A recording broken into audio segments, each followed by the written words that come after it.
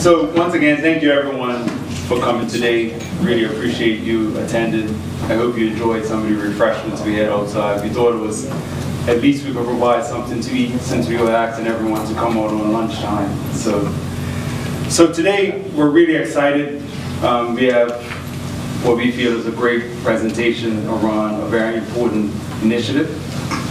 And it's being led by one of our directors, Chris Worboys, and we're also going to have Bruce Valpy, who is the founder of BVG Associates. They're Offshore Wind Experts, which is obviously the topic today. I wanted to start off just with this paragraph. I think it kind of shows why an organization like Greenrock is relevant and important today. But we really live on a very tiny island, high population density. Therefore, pretty much everything, every aspect of our environment is affected by human interaction. And we use more than we can possibly produce ourselves. We create more waste than the island can absorb. And like most nations, developed nations, we've adopted lifestyles, modes of production and consumption that are both excessive and polluting. So today it's become clear that these trends are unsustainable, and the general consensus is that they need to be reversed. So that's why we're all here. All around the world, questions are being asked, and people are being challenged to come up with solutions to address the scenarios that have been created out of behaviors that we've adopted all around the world.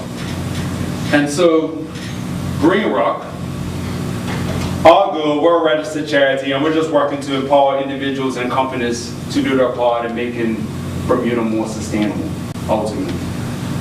Our mission is to engage the community and share solutions, which is why we do things like this. And we try to educate, raise awareness, change mindsets, which is our slogan, inspire action, and encourage respect for the environment for people of all ages. We've done a lot of work around renewable energy. That's become one of our very key initiatives. And for the past few years, we've worked very closely with the RA. We meet with the RA just about every month. We have kind of like this monthly update where they share things that are going on with them, and we share things that we're doing. And the RA is fully informed about this initiative that we're discussing today, and they're very supportive of it as well. But the purpose of this is to work with key stakeholders and develop a comprehensive plan that revolutionizes the way we use electricity and help to transition Bermuda from this reliance we currently have on fossil fuels to being able to use clean, affordable, renewable energy. So just a little history. We go back to around 2018, the RA announced that we were going to be developing an integrated resource plan, how we would be generating and distributing our energy for the next 20 years. And so they went out to the utility, and the utilities plan primarily relied on imported LNG, which would have required the construction of an industrial regasification facility. There was no real significant involvement of renewable energy in that plan, which meant that as a country we would have been relying on fossil fuels for many years to come. So that inspired the development of the Better Energy Plan. And so BSolar, some private donors, and us, we all got together and worked together and actually had some environmental consultants work on a plan for the island. And the idea was to provide an objective alternative to the plan that the utility had originally put on the table. So just a gist of that plan, it looked somewhat like this, and this is back in 2018, proposing that 64% of our electricity will be provided by solar and offshore wind within 20 years. Energy demand forecasted to reduce by 30% due to energy efficiency. Intermittent renewables will work with battery storage and LPG, at that point, generation to provide a diverse yet secure and affordable supply of energy. So this was in 2018. So after this, we had to do a lot of public advocacy and engagement like this, meeting with all sorts of people, all the stakeholders, and we were very happy with the outcome. We got a lot of support. There was over 800 submissions, almost 900 submissions that went to the RA around the IRP, and they were primarily in support of renewables. As a result, the IRP had a goal, which again we were very pleased with, of us generating 85% of our energy from renewables in 20 years. So that was great. So that brings us here. Because it's great to have targets, but then we actually have to achieve them. And so in our conversations, we said, listen, we're not able to do everything ourselves, but it's important for us to play a part. We're advocating for renewable energy. We're not building a plant. We're not supplying anyone with electricity, but what can we do to support this effort to transition to renewable energy? And what we decided is that if we work hard to help to produce the data and research that's required, then that can have a real impact on accelerating the deployment of these technologies in our country. Because there's been a lot of conversation about renewables.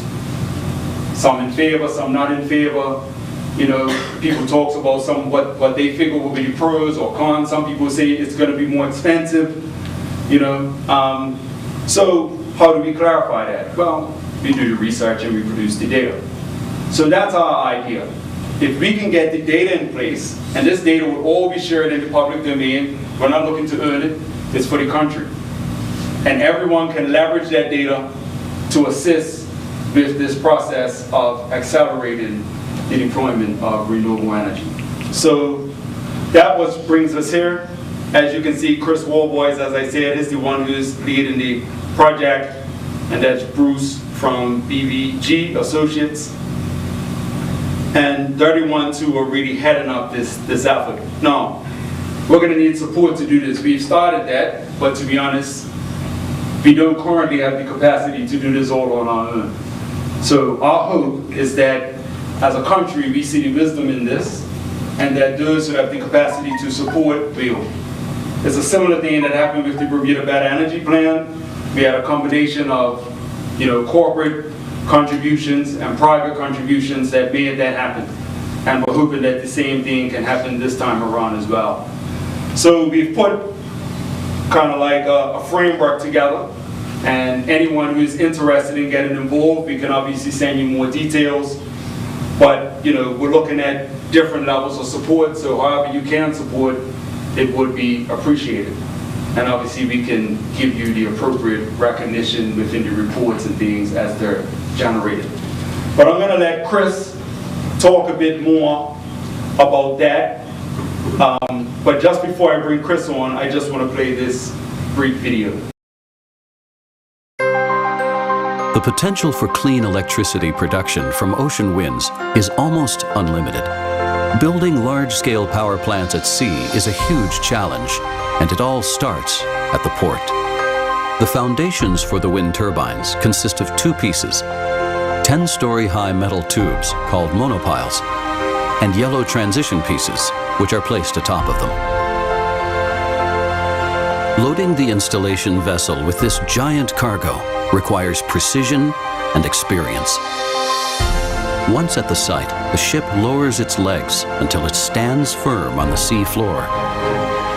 The crane lifts the monopile into place before driving it deep into the seabed.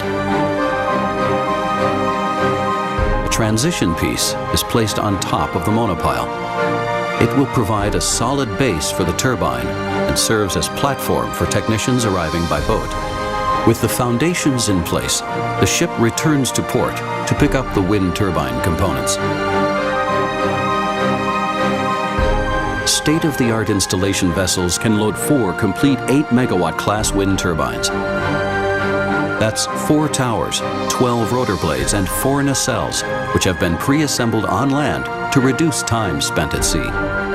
Under ideal conditions, it will take just 24 hours to load all 4 turbines onto the ship. Specially designed fixtures and sea fastenings ensure they arrive safely at the site. As wind turbines develop, and especially grow in size, equipment related to all aspects of them also need to be developed. That's why Siemens Gamesa developed a lifting yoke with automatic connections. The crew can move large components like this tower via remote control from the safety of the ship's deck. Once the tower is in place, it's time to install the turbine housing, known as a rotor hub and nacelle. Each nacelle hosts the generator and all the other electrical components which will transform the kinetic energy in the wind into electricity. Even in high winds, the technicians on deck are in complete control of the components at all times. They can install the nacelle safely in less than 2 hours. Now it's time for the 3 rotor blades. These giants measure 81 meters long each, or roughly the same size as the wingspan of an Airbus A380, the world's largest passenger jet. As the enormous blade draws level with the nacelle, the technicians make the last adjustments. The blade docks smoothly and safely. With technicians working almost exclusively from the deck of the ship, installation can continue at wind speeds of up to 12 meters per second, which compares to a wind speed of 6 on the Beaufort scale. With this, a new offshore wind turbine can be installed in a single day. Over the following weeks, technicians connect the cables and thoroughly test all the turbines in the wind power plant. Once the power plant goes into operation, the wind turbines feed into a single offshore substation. The substation transports the energy to shore via high voltage cables, from where it supplies the onshore grid. Each 8-megawatt Siemens Gamesa offshore wind turbine can supply more than 8,000 average European households with clean, renewable energy.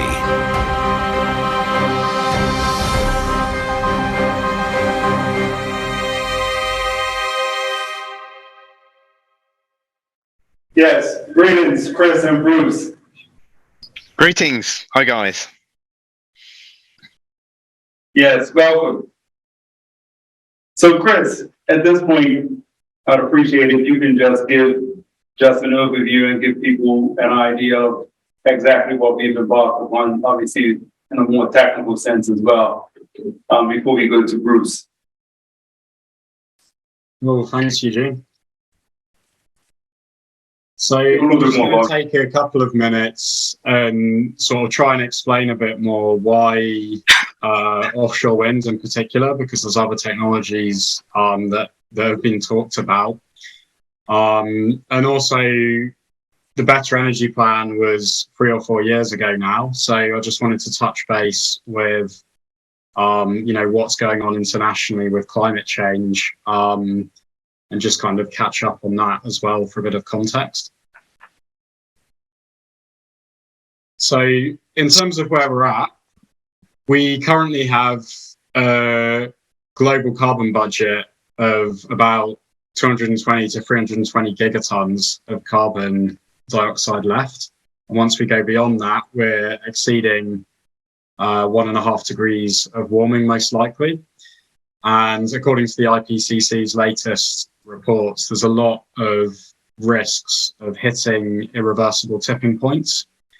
And some of them are particularly relevant for Bermuda. Things like sea level rise and coral reef loss as well becomes quite high after 1.5 degrees. So there's a lot of very good reasons to try and do whatever we can to stay within this carbon budget. Current emissions are about 40 gigatons a year. So that means we've got about 6 years left at current emission rates. So that seems quite challenging, but the way we need to deal with that is by quickly reducing emissions within the next decade. And so if we can get emissions down between 40 to 60% by 2030, then that means that budget we can really stretch out over a much longer period of time to get us to 2050, which is probably the year that most of us here talked about when we have discussions about net zero. So I think really we just want to share with you the urgency of the problem. You know, this isn't something that we wait for 10 years for and then we act. It's really important that we start acting immediately. And so that's why we're looking at offshore wind. A bit more context on what's going on globally. So this map just shows all the countries that now have net zero emission targets.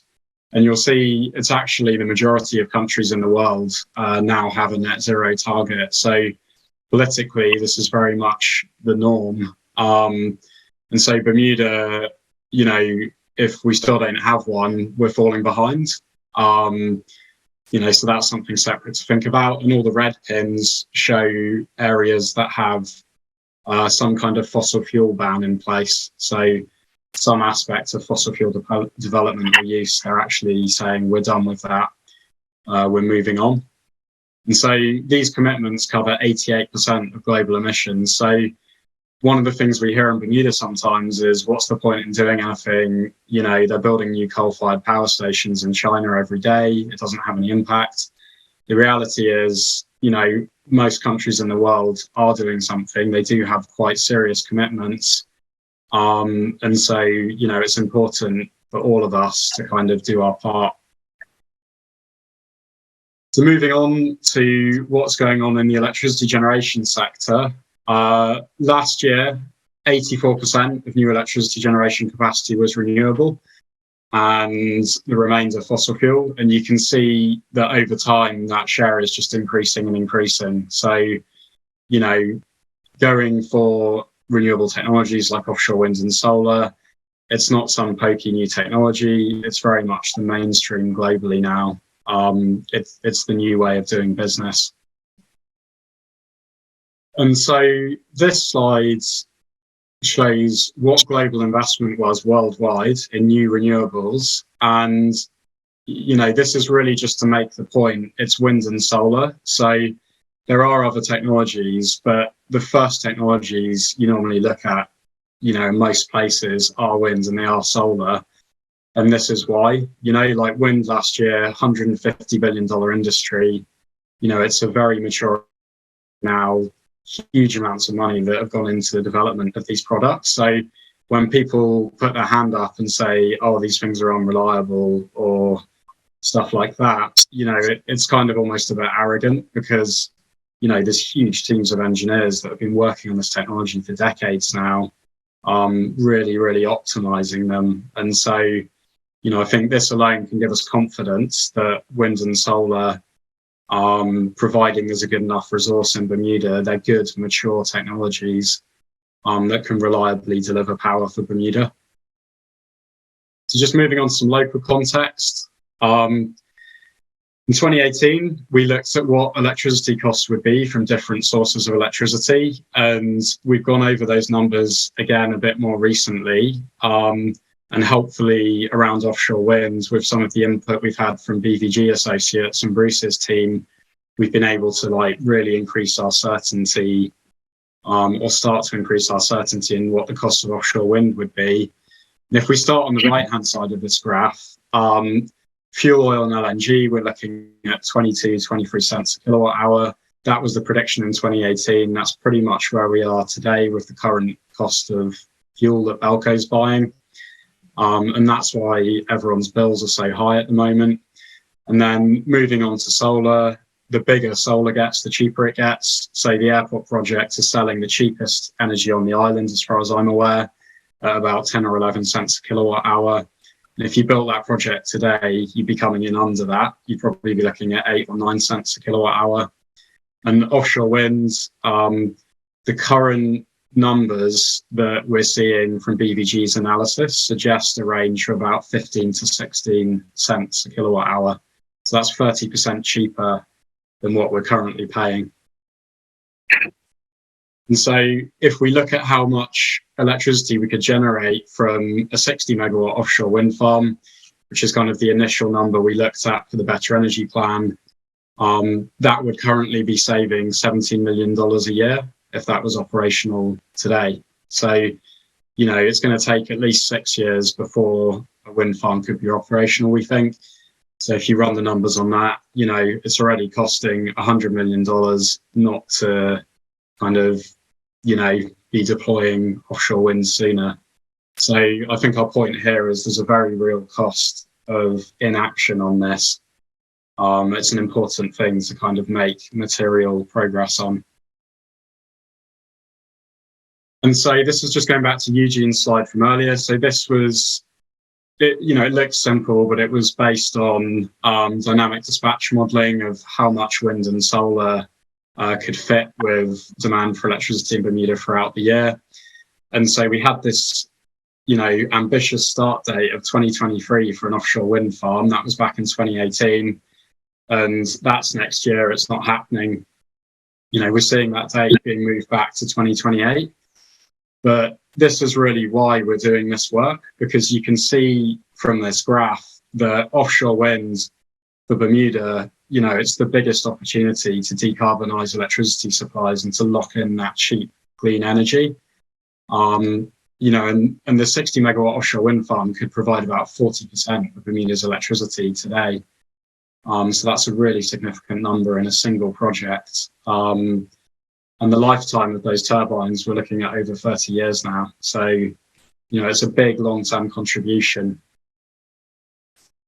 So what can we do about that? Well, before a project can even get financed, there's a lot of feasibility work that needs to be done. And the government has started doing some of it back in 2014. The RAB recently has done more work with Ricardo Energy and Environment. And so what we've done is come in with BVG Associates to take that existing work and build on it, and to try and just accelerate the pace of the various feasibility studies that need to be done. And so I'll hand over to Bruce in a minute to talk about, the two reports that they've already produced in a bit more detail. But effectively what we're trying to do is to reduce the uncertainty around offshore wind. So we want a better idea of how much the electricity will cost, because that's really important for informing our decision making. And then all the various questions, that we've all been asking over things like, where would the wind turbines go? What's the impact on aviation? What's the impact on shipping, on coral reefs? All those questions we then need to look at if it looks like offshore wind is going to be cost effective. And so the series of studies we're looking at doing is, first of all, we commissioned BVG to review the existing work that the government and the RAB had done to give us a better understanding of how that relates to international best practice in the industry. We then asked them to look at how the cost of electricity might vary using different sized turbines, and also what would the cost be like for doing a project in somewhere like Bermuda. The next piece of work is a spatial assessment. So this would be looking at, the question of where the wind turbines can go, what the visual impact would be, what the costs would be. Then looking at the Bermuda's wind resource in a bit more detail. So this will be using existing data, but doing kind of like industry standard analyses on it. And this will help us further refine the cost of energy predictions. Then we've asked BVG to do an offshore wind roadmap. So this is effectively a plan for Bermuda from the day the roadmap's published to an operational wind farm, explaining what the key steps are and who needs to do what. So the government, the RAB, the private sector, everyone kind of understands what role they need to play. And also it's about understanding international best practice. So we don't go off down a path, that is kind of leading in the wrong direction or away from what would be a good outcome for Bermuda. And then a final piece of work is an electricity system model. And this is really modeling in more detail Bermuda's electricity generation and distribution system, and how that would interact with a big offshore wind farm, with battery storage, with lots more solar, and trying to get into this gritty question that people always ask, like, how does it work? What do you do when there's no wind? How are you generating electricity? What can the network withstand? And so that's quite a big piece of work on its own. Then finally, once we've done all of that, hopefully in, within the next 6 to 12 months. You then look at collecting revenue grades wind data. So this, I'll let Bruce explain more about this in a minute, but this would be like a big floating buoy, most likely, that sits out at one of the likely offshore wind sites for like a year or more, collecting lots of really good data that gives investors enough confidence that they can go and kind of raise finance for a project to actually get it going. And so coming back to Eugene's last slide earlier on the sponsorship, all of this work, not including the LiDAR data collection, we're looking at, somewhere between 180 and 230,000 to complete this work. It's not all with BVG Associates. We'll be looking at another partner for the electricity system modeling. And so, the Greenrock, it's quite a substantial amount. So, we've got things started, we've got the ball rolling. We want to keep pace and momentum on this work. And so, as people are willing to step forward and partner with us on this work, we're really happy to engage with people and bring people in and get them involved with the work we're doing. So I think with that, I'll hand over to Bruce to explain the work they've been doing in a bit more detail. Thanks, Chris. That's great. Let me see if I share the right thing. So yeah, great to be with you this afternoon. Great video, Eugene. Look, I'm a mechanical engineer. I spent 15 years designing wind turbines, and then 15 years, the last 15 years of my career helping countries and companies to make decisions within the industry, maybe to get involved, maybe in some places not to get involved. It's not always the right solution for every location. But the technology is quite amazing, and it's quite staggering when you see it up front. The video that Eugene showed was of what used to be state-of-the-art biggest turbines in the market a couple of years ago, and we're already designing projects with turbines twice as large as those in the video. And so they're very much the biggest rotating machines on Earth. A lot of high-tech technology in there, and yeah, as Chris says, a lot of research and development that goes into making them really reliable. And the industry's grown up in the last 30 years now, from a really small industry to something that is truly global. I'll share some things now, but then I think hopefully there's some really good chance to have a question and answer session with us afterwards. And look, really happy to discuss any aspects of the industry and the technology and things like that.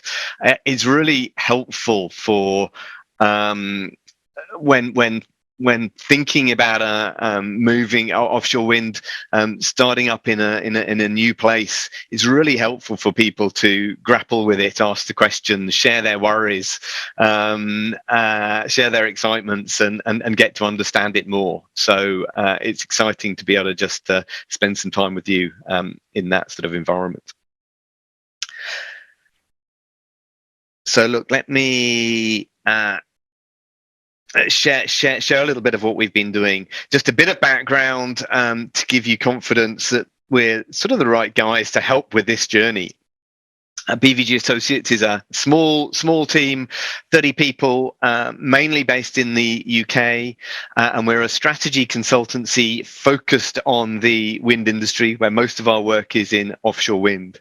And so we have strong relationships across the industry. We work on markets, on economics, and on the technology of the sector, helping all sorts of people on their journeys.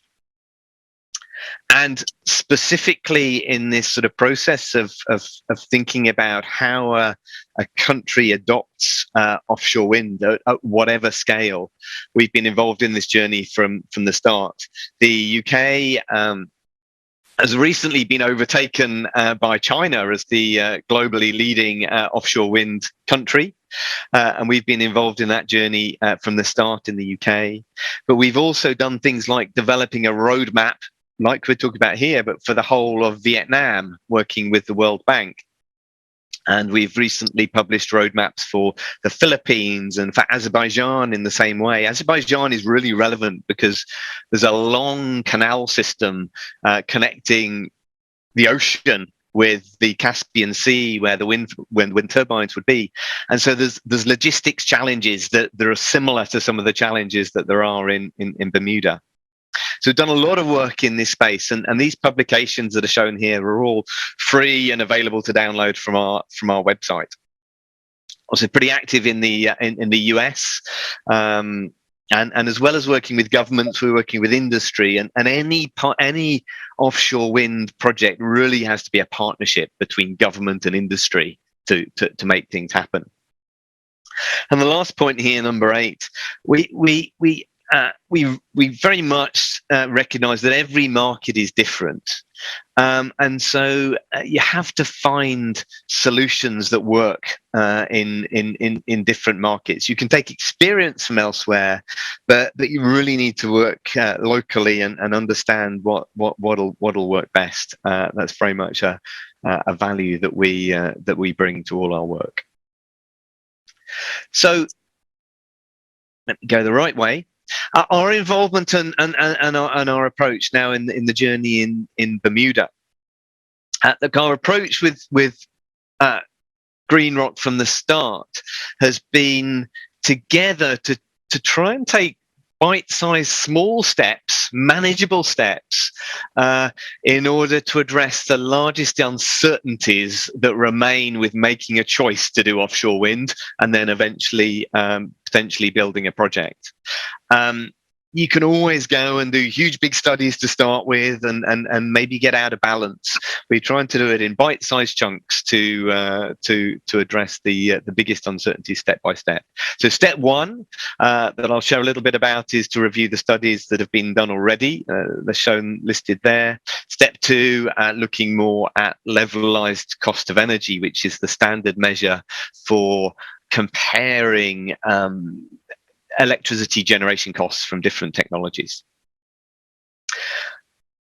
So first of all, the 2 studies that had already been done. Just a couple of slides to unpack what we did there, and this report has been with Greenrock for a while. We finally published it in April. The 2 studies are one from the University of California and from Ricardo, which is a study that commissioned by the RA. And in terms of scope, well, they weren't trying to set out to be a roadmap to do everything.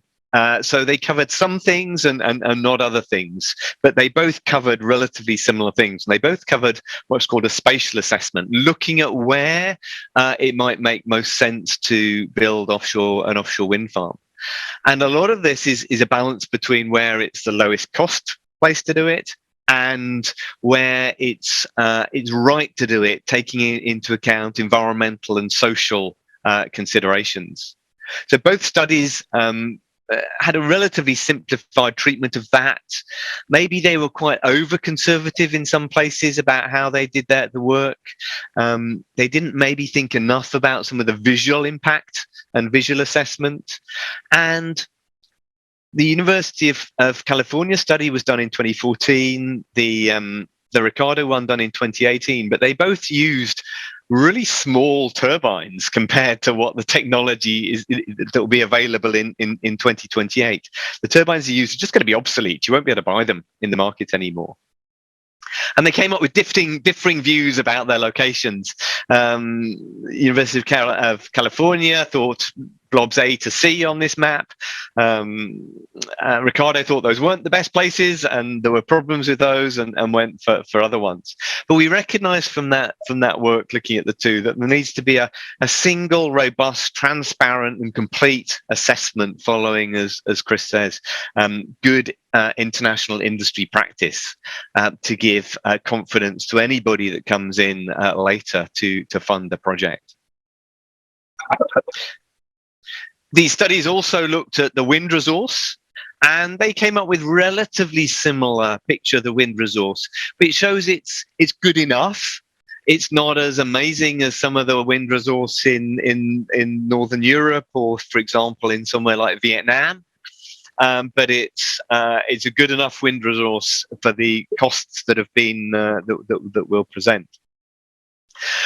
But as it is, that work has been done in a pretty simple way, and in order again to build to be bankable, there's some more work needed. And the next step, as Chris says, is to do some more desk work in this space, followed by eventually some on-site measurement. And the studies also compared the technology, or looked at the technology that could be used, and did this levelized cost of energy assessment. And again, both of them used pretty small, old turbines, and they didn't take into account the fact that we're talking out in Bermuda about a really small project. Project in Bermuda is a 60 megawatt project we're thinking about, which is 4 of the biggest turbines that are available in the market. There are projects now that are 100 of the biggest turbines in the market or more. It's a very, very different proposition to build 100 in one place to 4. And they didn't take that into account, and they didn't really think about the difference in logistics challenges in doing things in the middle of the Atlantic. So that needs to be done, and needed to be done more systematically. So we did this first study, and we came out with 4 sort of recommendations of key things to do next. Cost of energy and assessment, I'll explain in a minute. We've done it. And then 2 more, the spatial assessment and the wind speed assessment are planned as next steps. And as Chris said, later, there's some energy system modeling to work out how to cope with the varying output from offshore wind. On some days, it's not so windy. In other days, it's more windy. And how to integrate that with the rest of the electricity system in Bermuda. Chris mentioned this sort of way of measuring wind speeds, and there's a picture here of the sort of buoy that you put out in the sea that can measure wind speeds. There's not a tall mast on it. There's not an anemometer. It does it with clever lasers these days, pointing up into the sky. Much cheaper way to do things, but fully bankable. So that was the first study. Little bit on the second study, and then let's open up for questions. Second study looking at levelized cost of energy. And so we created a list of key assumptions about the projects. And we looked at using 10 smaller turbines or 4 larger turbines. We estimated the water depth that these turbines would be in, and rough locations and things like that, and for a project commissioned in 2028. And based on that initial shape of the project, we went out and we engaged with industry, talked to industry about how to do a small project in a place like Bermuda, what would work, what wouldn't work. And we used that information from there and from our own cost modeling that lots of people rely on for years, and decided that the best solution was using what's called monopile foundations, like the ones in the video. Not putting an offshore substation out there, but bringing the power back to shore because it's not that far away, with cables. To use a vessel, an installation vessel, actually quite similar to the one that was in the video, but much larger because everything's larger. And that vessel has to do quite a lot of going backwards and forwards between Europe and Bermuda, but we've worked out the most efficient way, and that's sort of got to be the way it is. And then there'll be a local support team for the routine maintenance based in Bermuda, and for small, easier component replacement. And then, unfortunately, the big vessel has to come in if there is a need for any major component work. That may not be needed in the life, but we've built that into the costs that we've worked out. So we looked at 3 different arrangements, each with these different size turbines. On the left is the established market. If you're just building a big project in Europe, those are the costs of energy you'd see. Then in the middle, there's doing a small project like the Bermuda scale project, but still in Europe. And you see those costs are higher. And then we've got the cost of building a big project in Bermuda. And you can see it is a lot more expensive, but as Chris said, it's still cheaper than what we're doing today, as well as being almost completely carbon free and so having huge environmental benefits as well as being cheaper. Where is the money going? This is just a picture of where some of the main costs go. And again, you see in different areas of supply, you see, first of all, in green, the cost if you were doing it in the established market at big scale, then in light blue, the cost of doing it in smaller scale in the established market, and then the cost if you're doing it in Bermuda. And you can see where the costs are higher in Bermuda. And yes, the costs are higher, but I think the important thing is here we've really looked at it in a good bit of detail, and we understand why the costs would be higher. And still, it makes sense to do offshore wind over other costs. So in summary, in conclusion for this study, the levelized cost of energy that we've worked out is lower than the previous studies that used more simple data, mainly because we're using larger turbines. We're using the fact that there's ongoing reduction in costs within the industry, and building in 2028 will be cheaper than what people thought in 2014 a project would cost. And we're also using latest assumptions about the technology, the installation methods, the cost of finance, and all of those sorts of things. The study shows that using the biggest turbines available on the market will make things cheaper. Study showed that yes, there is quite a big premium in building a small project, especially for the wind turbines themselves and the foundations.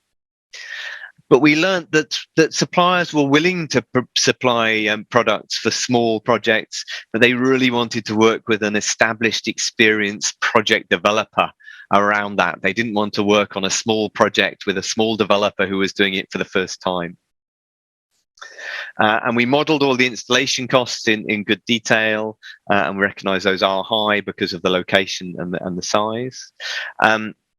We learned in talking to people that most likely it should be that the government funds some of the early development work, and then offer the project to the market, and people would a company would be selected on the lowest price they were willing to accept for the revenue coming from the offshore wind farm, and also that industry was excited by the prospect of possibly combining a wind farm with hydrogen production.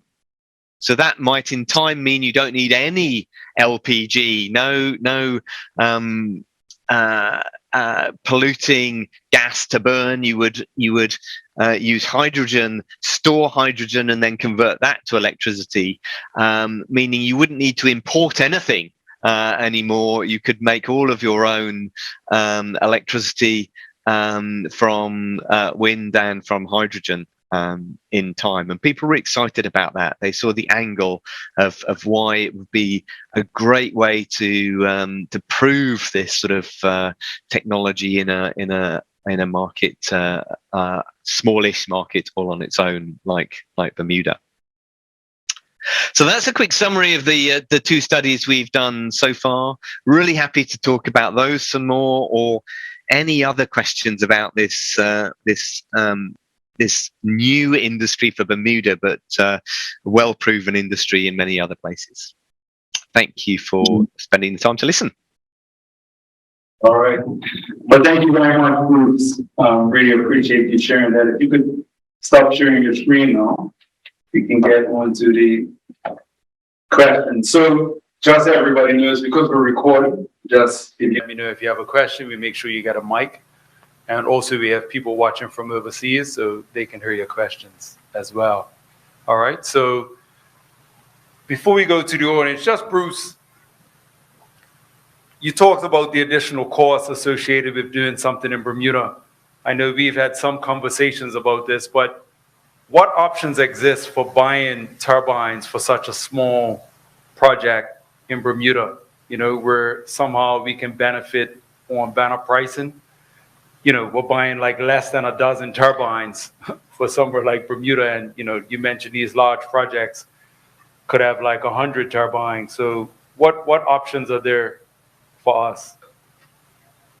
Sure. What we've done is try to be relatively conservative in the prices that we've worked out and the levelized cost of energy, and so we've gone to work out the price if you were just buying 4 large turbines, but a lot of the big project developers are buying many more turbines than that, and so it may well be possible when it comes down to it for a developer to be buying 100 turbines for a project in Europe or in the US and buy a few extras, and then you won't be paying nearly as much for those turbines. So we've been safe at the moment, but recognized a number of ways where there may be opportunities to bring the cost down by some clever procurement at the right time.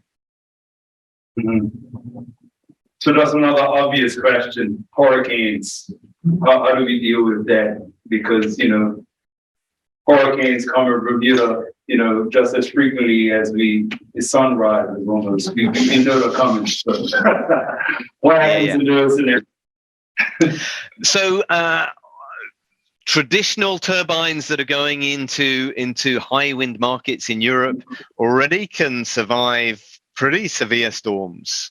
Just the standard models, but each of the wind turbine suppliers already for those turbines provide, actually they're called typhoon class turbines. They could have been called hurricane class turbines, but the same thing. So they already make turbines that are designed to survive higher storm wind speeds. And so those are available in the market today, and the challenge that we see in lots of markets, especially, for example, in East Asia, is they have typhoons, hurricanes, big winds, but then they also have not so high mean wind speeds, a little bit like Bermuda. And so, again, we expect as the market grows, there to be more and more sort of optimized products that are great for generating power in medium winds, but then surviving storms in really high winds. So Bermuda will be able to take benefit of that. No one will design those turbines just for Bermuda. It's not a big enough market, but they will design those sorts of turbines for East Asian markets. I'm thinking Vietnam, the Philippines, Japan, Korea, Taiwan. And so you'll be able to benefit from a lot of what's happening in those markets. And the suppliers are global suppliers. So there may be some Chinese players in the market, but there are also established European and US suppliers of these wind turbines, and they are supplying to these markets in East Asia, as well as could be supplying to Bermuda. Mm-hmm. So one more thing, just before we go to the audience. What about installing these things around coral reefs? We're surrounded by coral reefs here. What are some of these? Absolutely.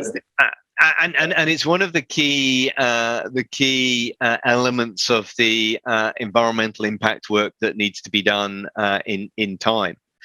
There are 2 key or 3 key challenges really. One is the foundations that maybe are 10 meters diameter or so, and those are often hammered or pressed into the seabed. And of course, in the space where those are, that will the coral in that circle will be lost. What we're learning in lots of markets, though, is that offshore wind farms can be biopositive.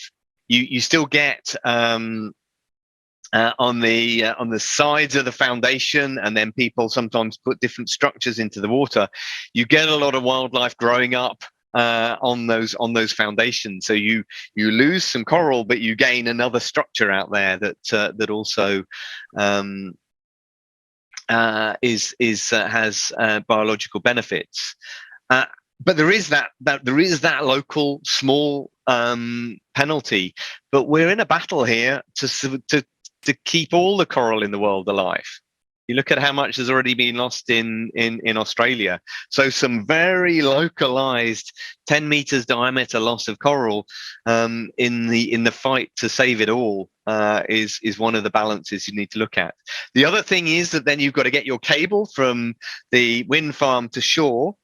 And we've added quite a lot of extra cost into our cables in order to seek to pick the routes to minimize the impact on coral from that route from the wind turbines to shore. And that's one of the key things that need to be thought about long term. And then the last things that have to be thought about are the impact of the installation vessels when they come down and put their feet on the seabed, and also the much smaller vessels that go backwards and forwards to the wind farm for occasional maintenance visits every week or whatever, to go and take any action that's needed. And it's important that the right sort of vessels are used. And care is taken in the routing of these vessels, and the industry is very experienced in dealing with these things and trying to do right for local biodiversity. It's an absolutely key thing throughout. All right, thank you very much. So the idea of this presentation is that we want to make sure that everybody leaves with a clear understanding of what we're doing, why we're doing, and also that you all leave with answers to any questions you have about the technology. So please feel free to ask anything that comes to mind. No question is too big or too small. Okay, we have a few brave souls. Okay, cool. Alan? Yeah, we can pass it down. Just make sure you hold it. Right. Yeah. There you go. Greetings, Alan. Yeah, good afternoon, all. Yeah, Alan Berland from BCM and B Solar. A couple of observations, and I've been a proponent of offshore wind for probably close to 3 decades.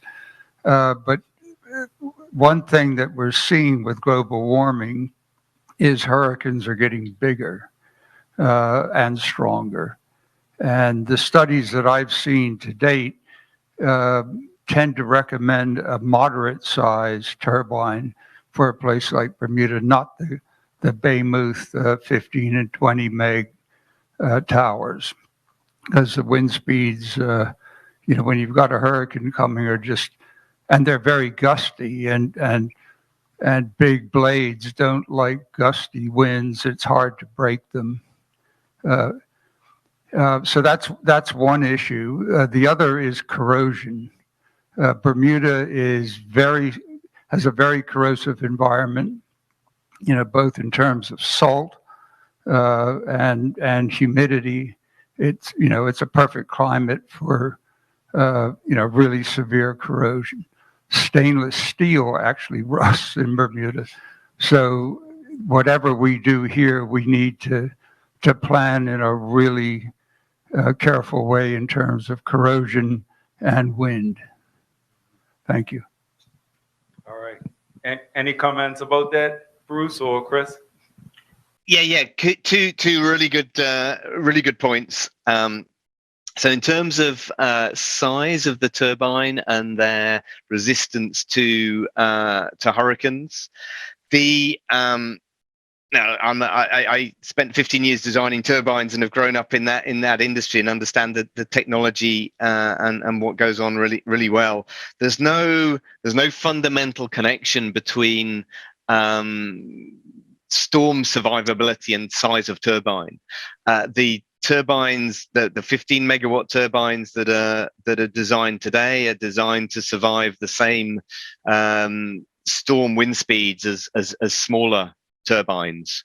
So there are reasons why you may choose bigger turbines or smaller turbines, and a lot of that may be about visual view shed and what the turbines look like and where they can be seen from and things like that. But in terms of surviving storms, there's no connection between the scale of the turbine and the storms that they can survive.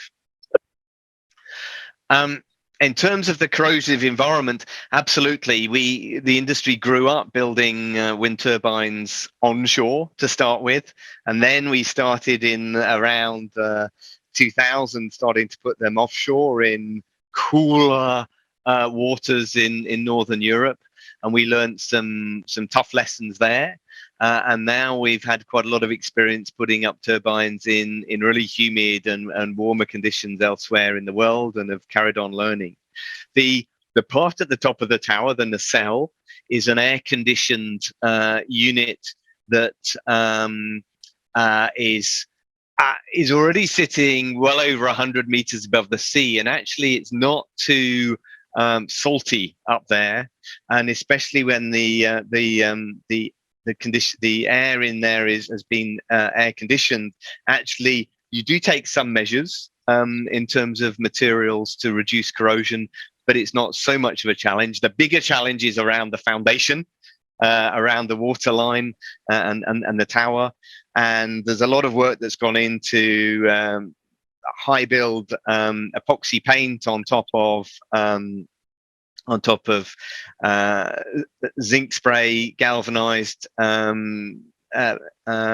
finish on top of the steel, and there's a lot of work on standards and things in that place. So I'd say that the industry has learnt lessons, is very aware, and the conditions in Bermuda will be similar to many other warm sea locations. But it's really important to get right, and it's important to have experienced people working on the job that know and understand these things. Yeah, the conditions are not the same. I'm saying, we need to get to the mic, yeah.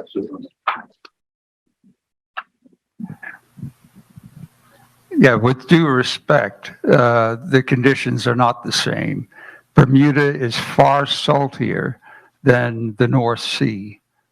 And, you know, I can offline get into that with you, but I mean, when I was a young engineer and we were building a office building in Hamilton, which was, 100 feet above sea level, well inland, and the windows were a little late coming, I put the edge track for the ceilings, which was a painted enamel track. And a year later, the paint all came off. So windborne salt of the kind of caliber that we have here is severe, and it's nowhere near, well, it's much greater than what you experience in the North Sea. And that has to be taken into account. It'll be part of the design specification. I'm not comparing your conditions with the North Sea. I'm comparing your conditions with projects in Vietnam and in Taiwan, for example, and in some quite shallow seas in the south of Vietnam. In some really hot conditions, and the nacelle is at 150 meters, so 450 feet above sea level. But it's an important consideration. So I'm sharing my experience, but what'll always go into the design spec is the actual conditions on a given site. So it'll be important to capture those. All right. So we have another question. Hi, Tony Nagel. Can I do a two-parter? Sort of with my finance hat on, I think the only way this project gets funded is private equity of some sort. In your cost of energy calculations, have you factored in that return, or is that just a pure base cost of energy based on total cost of the project? Yeah, so we factored in the cost of money into the project, and we look at both an equity contribution and a debt contribution. So typically a project developer will seek some non-recourse debt finance for the project, and then they will be putting in their own equity. What happens as what's happening as time's going on is that there's more and more relatively cheap concessional finance available. So that's climate finance, where people are seeking to, where there are lenders that are trying to support projects to address the climate challenge. So on this project, we used a weighted average cost of capital of 7.5%. What we see on projects in more established markets is a weighted average cost of capital of around 5% now, which is made up of 3 and a bit percent of for the debt, and getting on for 10% for the equity, and a ratio between the debt and equity that means that probably about 80% of the finance is coming from debt. So yeah, it's taken into account, and we've sought to have a higher cost of capital in Bermuda because it is it's a one-off project. So for financiers, it's a bit more of a risky project. They've got to put in more work, but they are only financing a relatively small project compared to in other markets where they'd be putting in money to finance a much larger project, which when they've got a lot of money to spend in this space is their preferred. They want to spend their money in big chunks. Thanks. I mean, it's still a pretty decent number that you get out at the end of the day with that. Putting my other sustainability ESG hat on, and I'm not a salty engineer like Alan, I struggle to get my head around the pure scale of the project. And if we're looking at carbon net zero, do you have a budget that does that carbon net zero include the carbon footprint of building these things, transporting them, shipping them, and then obviously the 30-year life of some maintenance, but your 30-year life is kind of the zero and there's this big upfront carbon cost. Is that all taken into account somewhere? Yeah, so I think hopefully you will have heard me talk about low carbon and not zero carbon. Anything that we do, or most things that we do, have a carbon footprint, and an offshore wind farm typically has a carbon footprint of 10 kilograms per megawatt hour, around that figure. That's taking into account, and it's mainly the biggest impact is in the steel used in making the foundations and the tower and other components, but there's contributions from fuel used and from other materials and the like. So offshore wind is at 10 kilograms per megawatt hour. A typical coal power station is 800 kilograms per megawatt hour. A gas power station is often around 300. A solar farm is something around 30 or 50. Nuclear is closer to wind. It might be 10 or 20. But everything has an impact here, but it's just a far less than the impact of technologies today. No, thanks. Those comparisons between the products were really useful. Thanks. All right. Judith, Weldon, would you?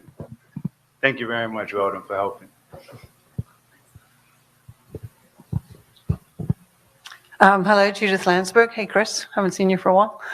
My question is that there are basically three major parties in this. We have the government, we have Belco, and we have the community. And we have certainly seen with projects, and those of you who are around, you could recall the Blue Halo project, where the logic can be entirely persuasive, but that doesn't result in the project getting done.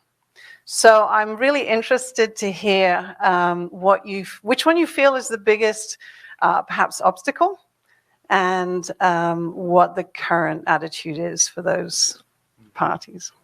Okay, that sounds like one for you, Chris.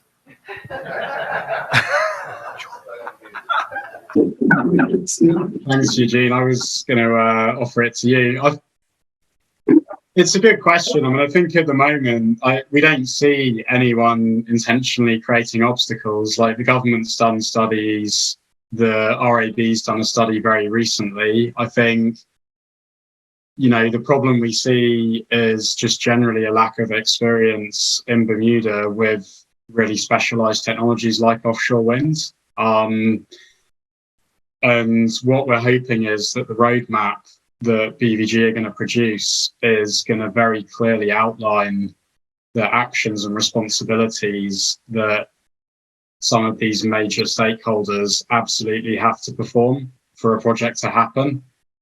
And I think more positively, we're aware there's certain actions that the RAB and the government could do that could help to reduce the cost of energy for offshore wind. So, there's things they can do that don't have to cost any money.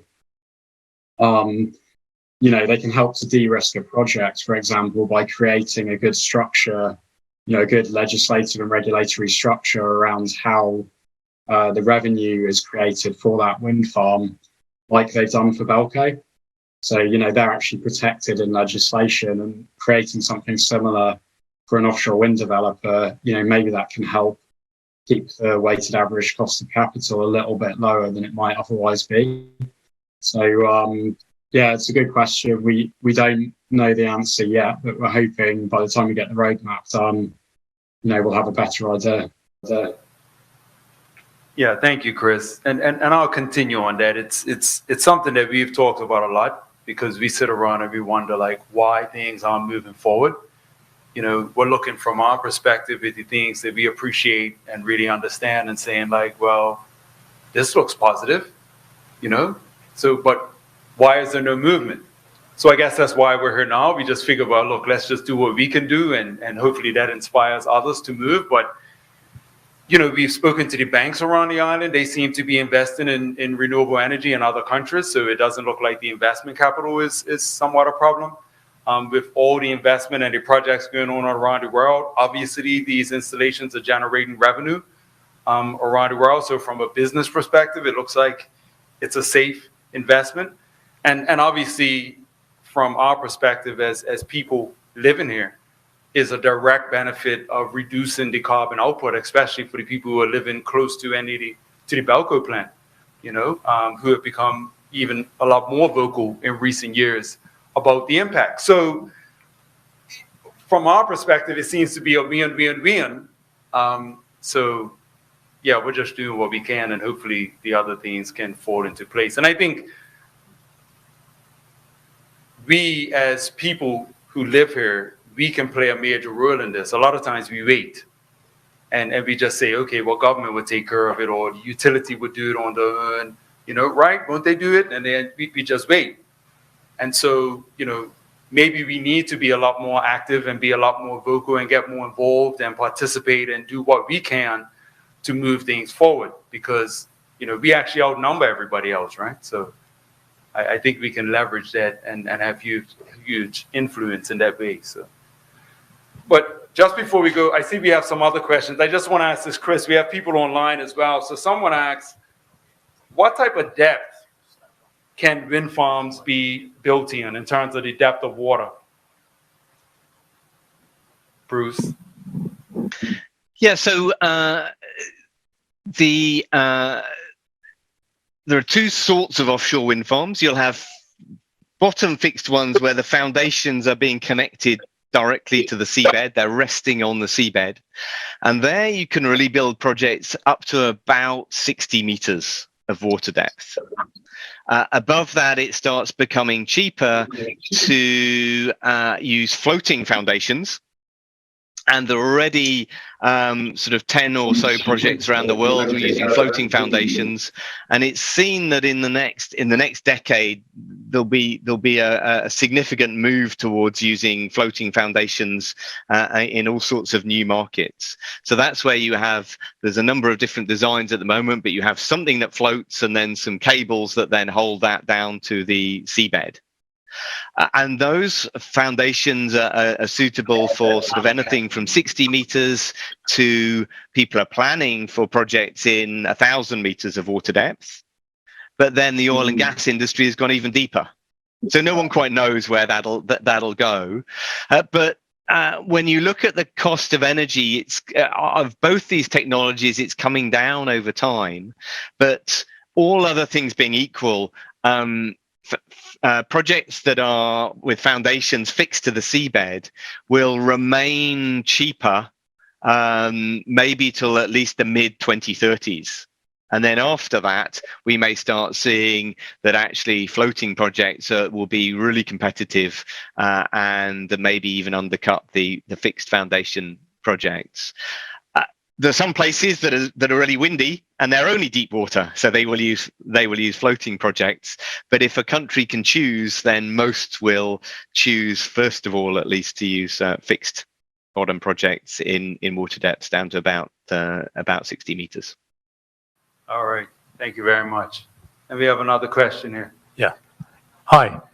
I'm concerned about migratory things around Bermuda, birds and whales. We have a very large whale population that bypasses Bermuda every year.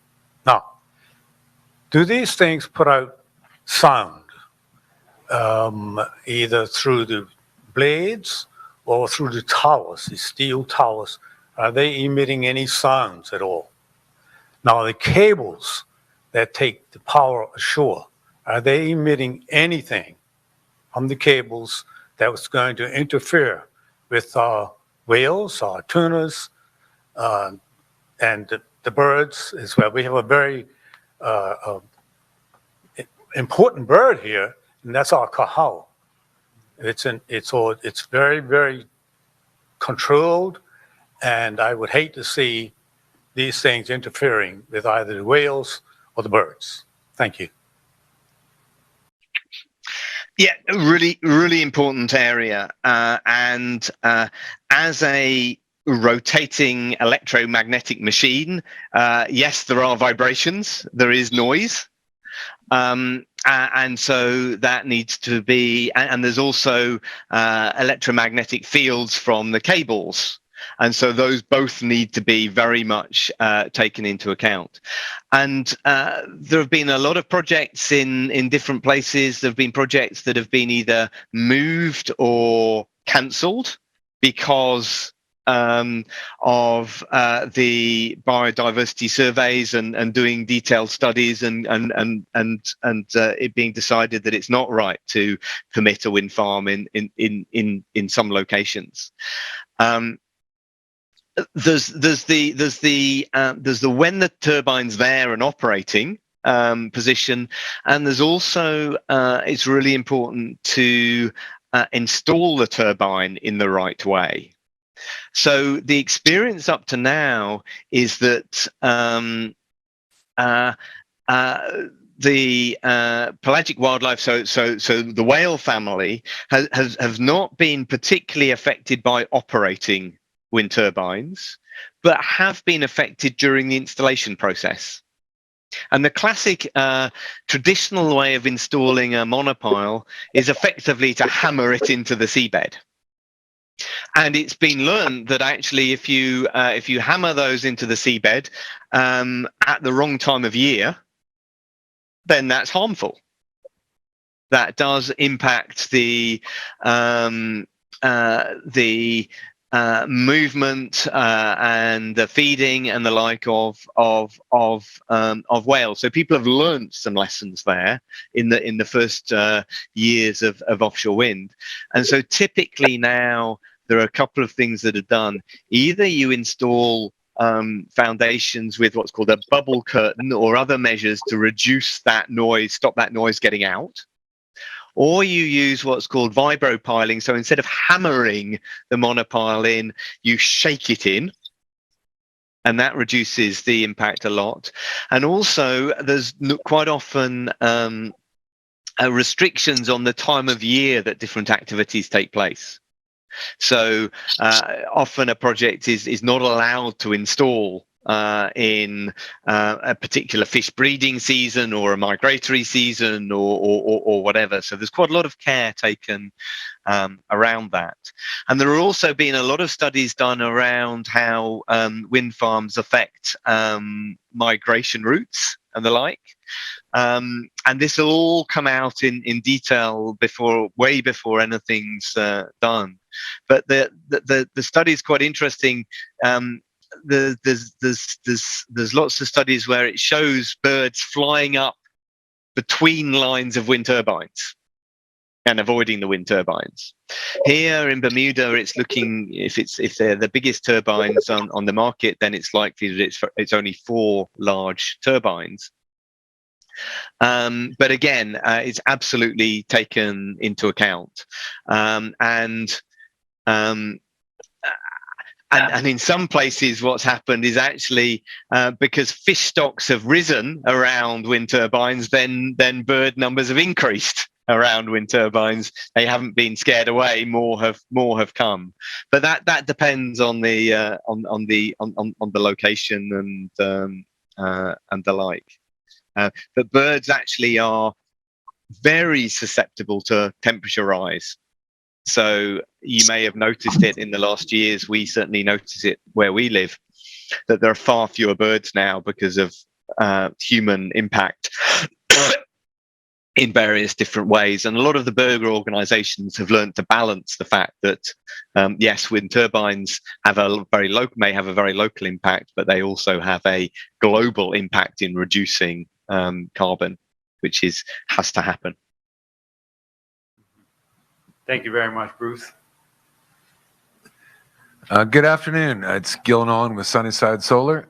Thanks for doing this. This is awesome. This is totally awesome. Thanks, guys, very much. Yeah, in terms of your strategic plan, looking at 60 megawatts, and studies always talk about, Belco's always talked about a reliable, robust system, but what we're really interested in terms of generating capacity is availability.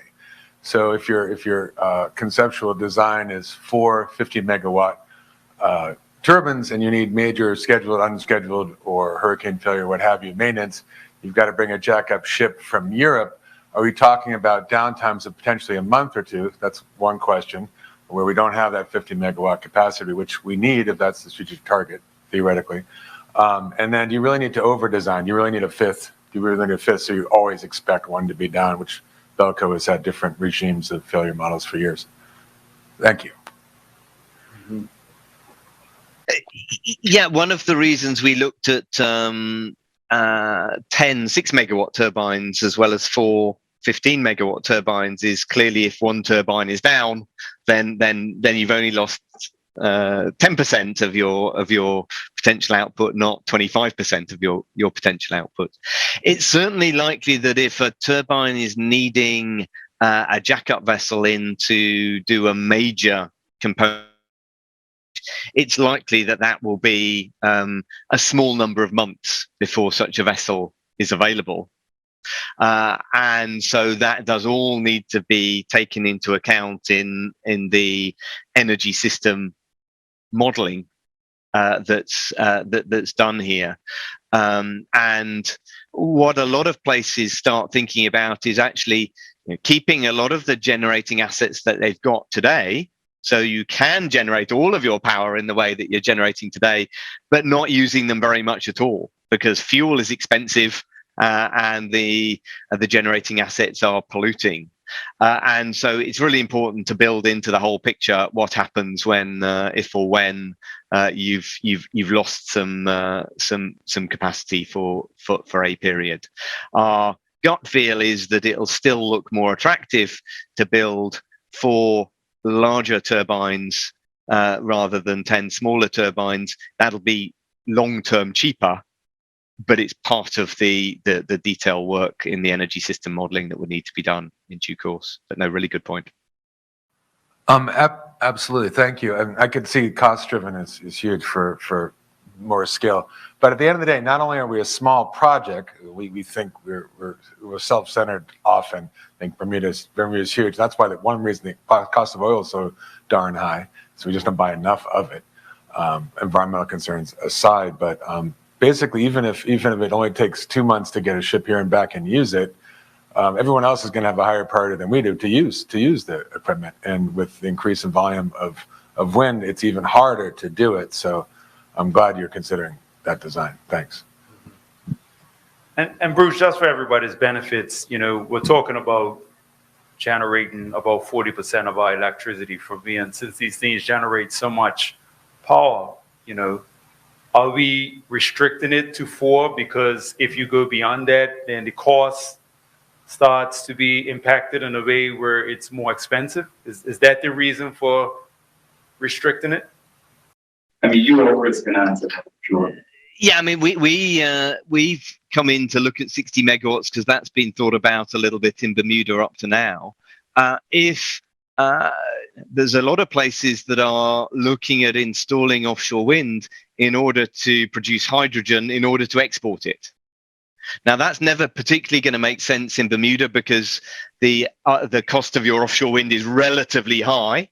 But there's every reason why you might size an offshore wind farm and solar capacity so that actually you're either providing electricity to power homes and hospital and whatever, or you are electrolyzing and producing hydrogen that you're storing so that then you can be using that hydrogen when it's not windy or when it's not sunny.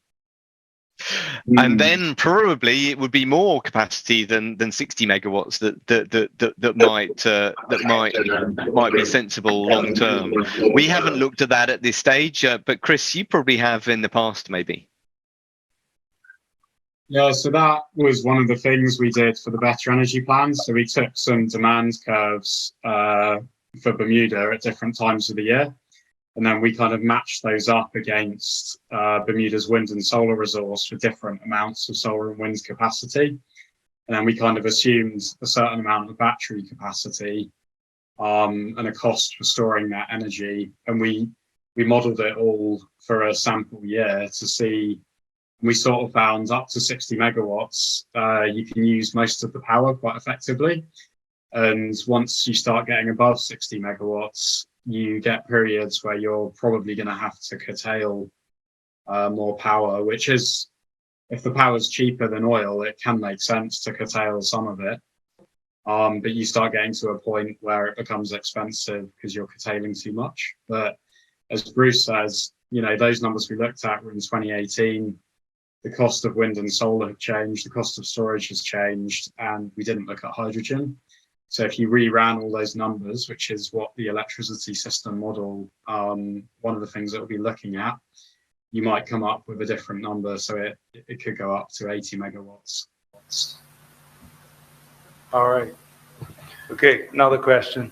Yeah, has any consideration been given to, instead of having these 30-meter wide towers or bases, to a smaller diameter, smaller, the whole thing being smaller, like 10, and bringing the whole lot lower down, in other words, closer to the water.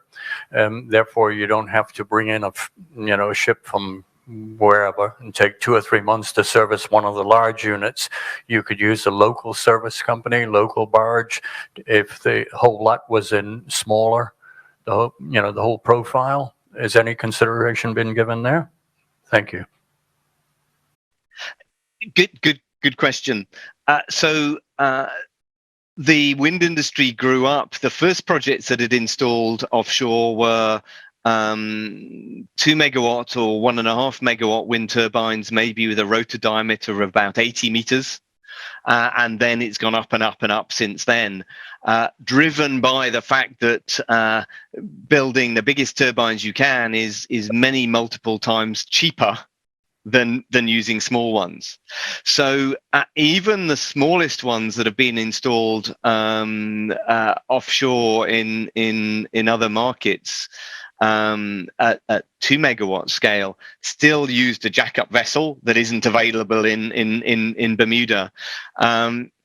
There are other technologies available, but at multiple costs more expensive. So if you're doing offshore wind, you really got to go, you've got to go big. It's just far cheaper. If you're not doing that and you're trying to find a sort of a local solution, then yeah, it will be at least 10 times more expensive. which is a challenge. It would be lovely to find solutions that work at small scale, but the industry has grown up and been driven to big scale by the equations of cost of energy and seeing just how much cheaper it is. Mm-hmm. All right, thank you, Bruce. Do you have any other questions? Okay, we got two. Three. Yeah, there's one here, and then we'll come to Nick. Yes. Yeah, you can go first. Yes. Thank you. It's all been very interesting. And I guess I've learned a lot about the engineering expertise that's developed around the world. And I've also heard a compelling financial story. And yet you talked about a 6-year build out till we can start generating offshore wind. So we need to make a start to the 6 years. Why isn't it happening? Judith and Tony alluded to different facets of this. It seems to me we've got the mechanical engineering, but not the financial engineering. How do we harness the financial opportunity that Chris described with the 17 million a year potential saving? Who should be creating a financial model that makes people want to get this going yesterday? All right, Chris. Yeah, so I probably can't give anywhere near as comprehensive an answer as Bruce was about to give, but I think, all this comes back to the integration resource planning process that the RAB does. So one reason we've pushed the levelized cost energy work forward is because the RAB, we understand, will soon begin the next round of IRP planning.